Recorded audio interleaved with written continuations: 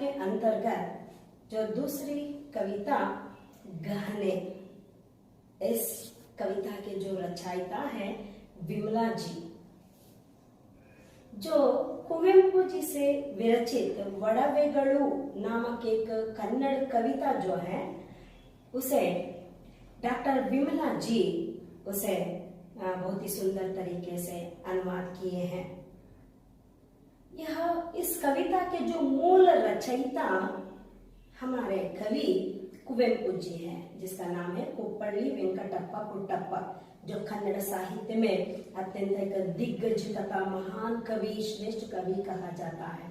तो पहले हम कुवेंपु जी के बारे में जानकारी हासिल करेंगे और उनसे लिखी हुई वड़वेगळु इस कविता के बारे में हम जानेंगे। इसके बाद इस कविता को कैसे विमला जी गहने नामक कविता के लिए कैसे वे अनुवाद किए हैं, इसको अब हम देखेंगे। देखिएगा, कुवेंपु जी के बारे में अगर हम कहना चाहते हैं तो उनका पूरा नाम है महाकवि कुवेंपु कुप्पल्ली वेंकटप्पा गौड़ कुट्टप्पा। वे आधुनिक कन्नड़ साहित्य के सुप्रसिद्ध कवि एवं साहित्यकार हैं।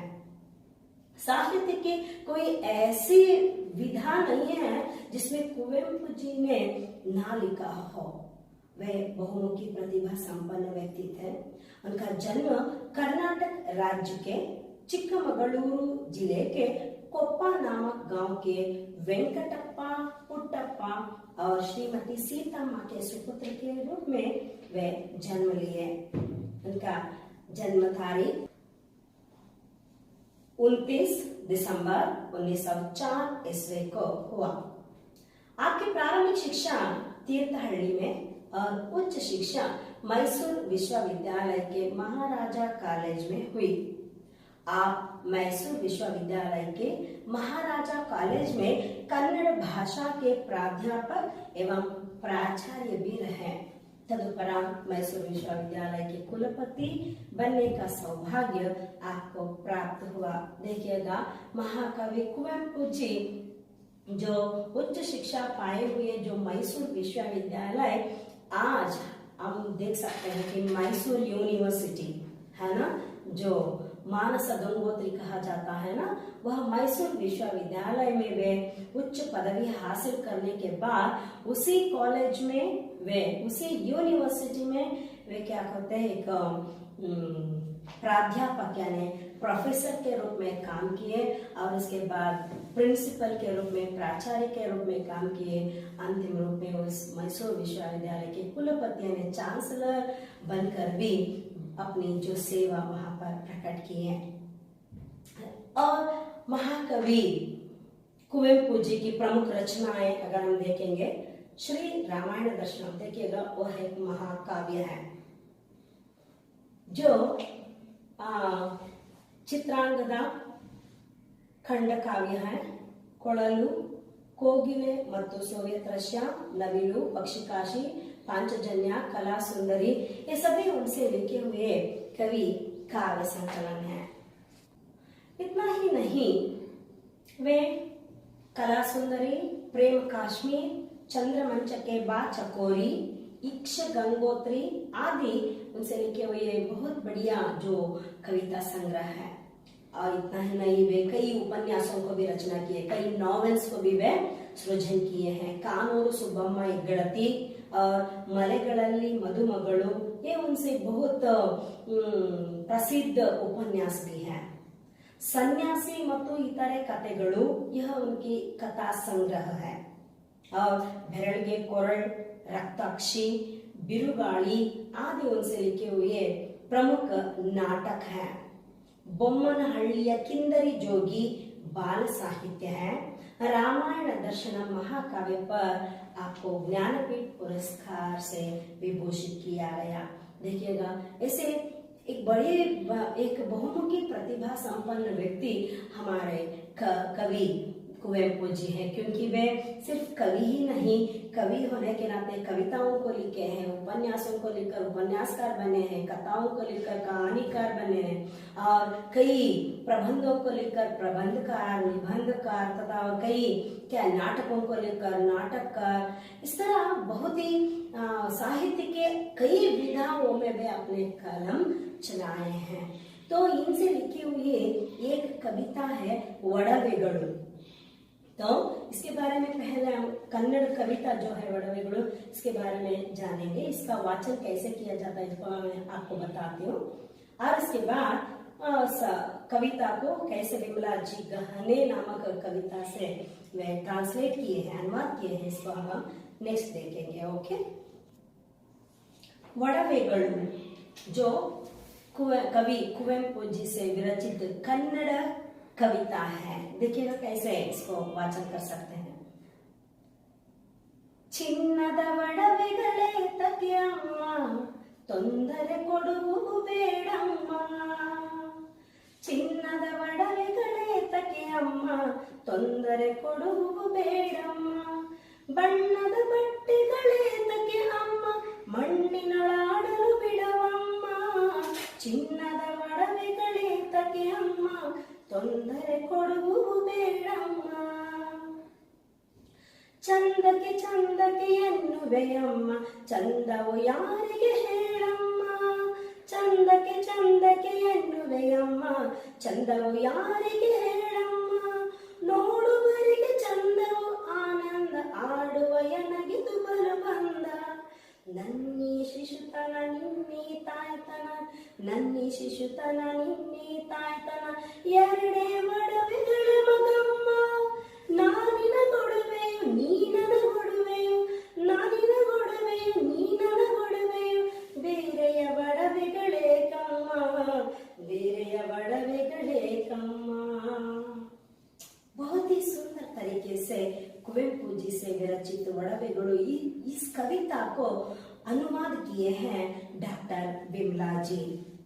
तो डॉक्टर विमला जी के बारे में पहले हम जानकारी पाएंगे, उसके बारे में परिचय कर लेंगे और उसके बाद गहने कविता के बारे में जानेंगे। ओके, गहने इस कविता के जो अनुवादक है डॉक्टर विमला जी। अब हम विमला जी के बारे में जानेंगे। डॉक्टर एम विमला जी का जन्म यहाँ पर 16 मार्च 1955 ईस्वी में हुआ। वे 1976 यानी 76 ईस्वी में MA यानी हिंदी में जो MA के पदवी को वे हासिल करते हैं और 1982 ईस्वी में PhD की उपाधि की वे प्राप्त करते हैं। आप बहुभाषी विदुषी हैं। आपने अनुवाद के क्षेत्र में महत्वपूर्ण कार्य किया है। आपके मार्गदर्शन में अनेक छात्र छात्राओं ने सराहनीय शोध कार्य किया है। आप हिंदी सेवी सम्मान, लाल बहादुर शास्त्री अनुसंधान पुरस्कार, रंग सम्मान, महात्मा गांधी पुरस्कार आदि से सम्मानित है। आप संप्रति बेंगलुरु विश्वविद्यालय में हिंदी विभाग के अध्यक्ष पद पर कार्यरत हैं। देखिएगा डॉक्टर विमला जी वे PhD हासिल करने के बाद हिंदी सेवी सम्मान तथा लाल बहादुर शास्त्री अनुसंधान पुरस्कार तथा रंग सम्मान, महात्मा गांधी पुरस्कारों से विभूषित होकर एक महान कवयित्री बनकर सिद्ध हुए हैं। अब प्रस्तुत वे बेंगलुरु यूनिवर्सिटी जो है बेंगलुरु विश्वविद्यालय में हिंदी विभाग के अध्यक्ष के जो पद पर वे अब भी कार्य कर रहे हैं। यहाँ पर प्रस्तुत कविता जो कुवेंपु जी की कन्नड़ कविता वडवेगळु अभी आपको मैं गाकर बताई।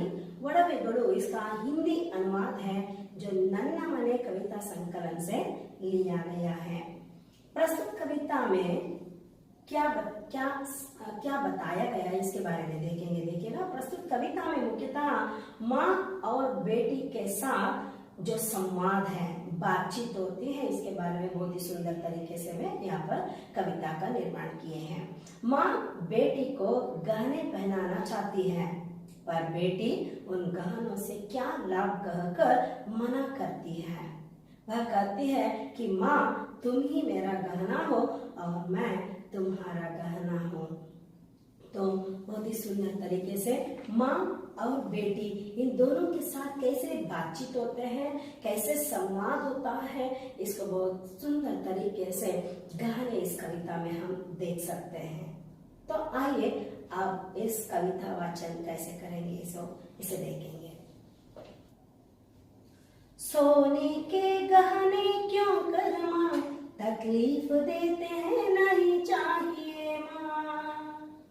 सोने के गहने क्यों कर माँ तकलीफ देते हैं, नहीं चाहिए माँ।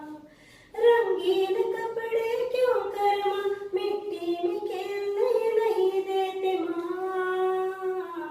सोने के गहने क्यों कर माँ तकलीफ देते हैं, नहीं चाहिए माँ। ताकि दिखाई दो सुंदर, बहुत ही सुंदर यूं कहती हो। सुंदर लगे किसको कहो माँ, सुंदर लगे किसको कहो माँ। देखने वालों को लगता है सुंदर, देता है आनंद, मगर मुझे भनता है, मगर मुझे भनता है बड़ा बंधन। सोने के गहने क्यों कर माँ तकलीफ देते हैं, नहीं चाहिए माँ। मेरा यह बचपन तुम्हारा मातृत्व, मेरा यह बचपन तुम्हारा मातृत्व। यही गहने हैं मेरे लिए माँ, यही गहने हैं मेरे लिए माँ। मैं तुम्हारा गहना, तुम मेरा गहना, मैं तुम्हारा गहना, तुम मेरा गहना। फिर अन्य गहने क्यों चाहिए, फिर अन्य गहने क्यों चाहिए माँ। सोने के गहने क्यों कर माँ तकलीफ देते नहीं चाहिए माँ। देखिएगा इस सुंदर कविता में माँ तथा बेटी के साथ जो संवाद होता है, बातचीत होता है, बहुत ही सुंदर तरीके से नन्ना मने कविता संग्रह से जो कुवेंपुजी वड़वेगळु नामक कविता को जो वे रचाए हुए थे, इसको बहुत ही सुंदर तरीके से डॉक्टर एम विमला जी गहने नामक एक कविता को अनुवाद किए हैं। तो देखिएगा, सोने के गहने क्यों कर माँ तकलीफ देते हैं, नहीं चाहिए माँ। रंगीन कपड़े क्यों कर माँ मिट्टी में खेलने नहीं देते माँ। देखिएगा, माँ अपने बेटी को बहुत सुंदर तरीके से सजावट करके आभूषणों को उसको आभूषणों से सजाकर रंग बिरंगे कपड़े पहनाकर उसको बहुत सुंदर दिखने के लिए वह कोशिश करती है। तब उसकी बेटी जो है वह माँ से कहती है, सोने के गहने क्यों कर माँ। हे माँ, मुझे ये सोने के गहने, सोने के जो आभूषण तुम क्यों पहनने के लिए तुम आतुर होती हो माँ। तुम क्यों मुझे पहनने के लिए कहती हो माँ। तकलीफ देते हैं, मुझे नहीं चाहिए माँ। वे कहती है, नहीं माँ, मुझे ये सभी तकलीफ देते हैं, ये आभूषण मुझे पहनना पसंद नहीं है। रंगीन कपड़े क्यों कर माँ मिट्टी में खेलने नहीं देते माँ।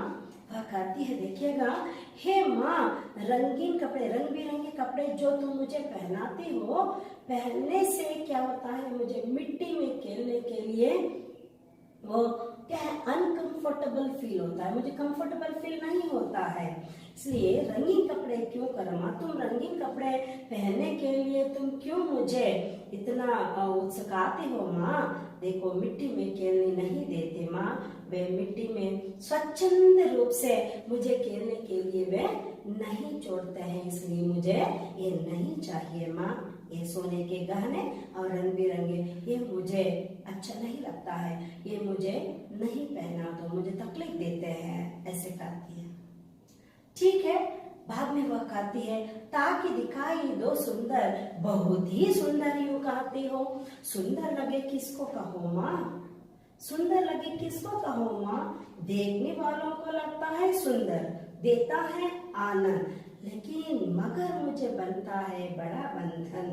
देखिएगा, बेटी माँ से कहती है, तुम मुझे बहुत ही सुंदर तरीके से मुझे सजावट करते हो, श्रृंगार करते हो, आभूषण गहनों को पहनाकर, रंग बिरंगे कपड़े मुझे पहनाकर मुझे सुंदर दिखने के लिए बहुत प्रयत्न करती हो। तो बेटी कहती है, माँ ताकि दिखाई दो सुंदर, बहुत ही सुंदर यूं कहती हो, वो मुझे सुंदर दिखने के लिए तुम गहने और रंग बिरंगे कपड़े मुझे पहनाती हो, तो बताओ माँ बहुत ही सुंदर यूं कहती हो, यानी मुझे बहुत सुंदर रीति से सजावट करके श्रृंगार करके तुम कहती हो मेरी बेटी तुम बहुत ही सुंदर दिख रही हो, बहुत ही सुंदर यूं तुम कहती हो, लेकिन सुंदर लगे किसको कहो माँ, लेकिन मैं सुंदर किसको लगूं, दूसरे लोगों को सुंदर लगूं ना। देखिएगा, सुंदर लगे किसको कहो माँ, देखने वालों को लगता है सुंदर, देता है आनंद। अगर मैं गहने तथा रंग बिरंगे कपड़े पहनकर अगर मैं सजती हूँ तो देखने वालों को क्या होता है, मैं सुंदर दिखती हूँ और देखने वालों को बड़ा आनंद मिलता है। लेकिन मगर क्या है, मगर मुझे बहुत बड़ा बंधन जैसा लगता है, ये सभी मुझे बंधन जैसा लगता है, मैं खुलकर खेलने के लिए वह नहीं छोड़ते हैं, ये गहने रंग बिरंगे कपड़े मुझे मिट्टी में खेलने के लिए स्वच्छंद रूप से मुझे नहीं छोड़ते हैं माँ, तो इसलिए ये सभी मुझे बड़ा बंधन जैसा लगता है, इसलिए मुझे ये सभी नहीं चाहिए माँ, ऐसे कहती है। तब अंतिम रूप में माँ से वह बेटी कहती है, मेरा यह बचपन तुम्हारा मातृत्व यही गहने हैं मेरे लिए माँ, मैं तुम्हारा गहना और तुम मेरा गहना, फिर अन्य गहने क्यों चाहिए माँ। अंतिम रूप में वह कहती है, बेटी देखिएगा, मेरा यह बचपन जो बचपन मेरे लिए है और इस बचपन को देखकर जो तुम खुशी का एहसास हो रहे हो, यानी जो महसूस कर रहे हो, मेरा यह बचपन और तुम्हारा मातृत्व, तुम्हारा प्यार जो है, यही मेरे लिए गहने के समान है, अत्यंत अमूल्य आभूषण के समान है माँ। अब मैं तुम्हारा गहना हूँ। माँ से वो बेटी कहती है, माँ मैं तुम्हारा गहना हो और तुम मेरे गहने हो, फिर अन्य गहने क्यों चाहिए माँ, है ना। एक आप तुम्हारा मातृत्व तो ही मेरे लिए अत्यंत अमूल्य गहने के समान है और मेरा बचपन तुम्हारे लिए अत्यंत अमूल्य गहने के समान चीज है, तो ऐसे तुम्हारा मेरा बचपन और तुम्हारा मातृत्व तो यही गहने हैं। अन्य गहने जो विश्व में जो अन्य गहने अन्य आभूषण जो है वे सभी मूल्य नहीं है माँ। ऐसे कहकर बहुत ही भावना की जो अंतर्गत यानी माँ तथा बेटी दोनों के साथ जो मातृत्व का जो गहरा संबंध जो है, इसको बहुत ही सुंदर तरीके से कुवेंपु जी अपने ओडवेगुलु नामक एक कविता में जो लिखे हैं, जिसको बहुत ही सुंदर तरीके से इसमें कभी भी कहीं भी दोष ना आ पाए, इस तरह बहुत ही सुंदर तरीके से डॉक्टर एम विमला जी इस कविता में वे अनुवाद करके माँ बेटी के जो बेटी तथा माँ के बीच जो प्यार का संबंध है और अमूल्य मातृत्व का जो भाव है, बहुत ही सुंदर तरीके से वे दर्शाए हैं, प्रकट किए हैं। ओके।